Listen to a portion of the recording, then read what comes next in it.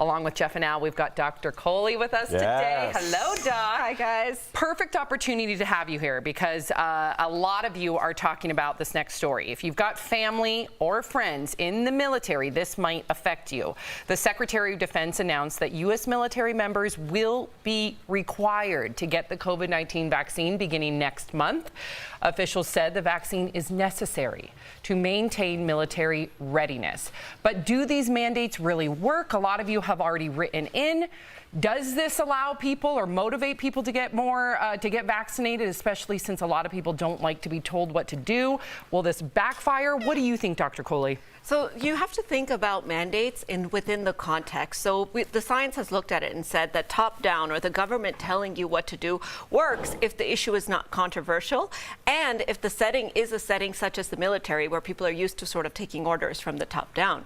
But on the other hand, the bottom-up works better if the issue is more controversial. So when it comes to masks, I really think, you know, a combination of top-down and bottom-up would work best, and just telling people what to do isn't necessarily going to make them do it. Before you jump in now, people are saying this is absurd, this is a slippery slope. What I'm confused about, because I come from a military family, this isn't anything new. They're required vaccines, whether it's an isolated incident like anthrax in 1998 where they were all mandated, or whether they're traveling overseas. So why the uproar now when this has been part of policy for so long, depending on what's the contagion is? It's this vaccine. It's COVID, it's politics. I mean, we don't argue about wearing seatbelts. We don't argue about driving drunk. We don't argue about not smoking in public places. But we're so argumentative when it comes to this, because this has just become such a polarized issue. That's why if we could take that out and just focus on the science, we could all move on with our lives.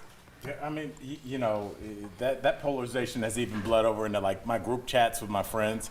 And a lot of them, and I'm getting this, I'm getting a lot of this, I think I'm on mute.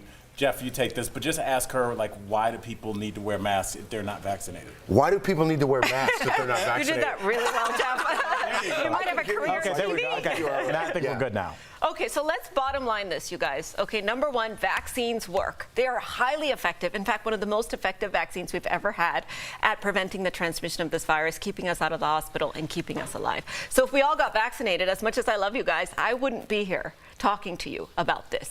But the reason that we're putting the masks back on is to protect the unvaccinated. So you don't have to wear them in every single setting. I'm not wearing one right now because I know everybody sitting here with me is fully vaccinated. So if I had a party in my house with fully vaccinated people, I don't have to wear a mask. But if I'm going into Target or I'm going to the grocery store, I don't know who might be at risk. And I'm wearing the mask to protect them because the vaccine has already protected me. Do you see how some people could take that as like, why would I protect you when I'm the one who got the vaccine? Why do I need to be protecting you? That's a good question. When you're not following the rules, so to speak. Well, you're exactly right about that, Jeff, but there is some percentage of the population that can't get the vaccine. So our kids are the best example. So that's why we're doing it. Great. Exactly. And then there are some others who choose not to, but still we're all in this together. We cannot have the me attitude. It has to be the we attitude. Do you think we're ever going to beat this? We're ever going to get to a point of herd immunity and we can finally get back to normalcy? So, you know, I want to move away from talking about herd immunity, because with the new Delta variant, herd immunity may not exist. Because herd immunity by definition means that once I get the vaccine, I can't spread it. And that's not the case with the Delta variant. But we are definitely going to get over this. This virus, in my mind, is going to become something like the flu, like a cold, something that we live alongside. It's endemic instead of being a pandemic. All right. Well, two takeaways that stuck out to me: vaccines work, and mask up when you're not aware of what someone's vaccine status is. You got it.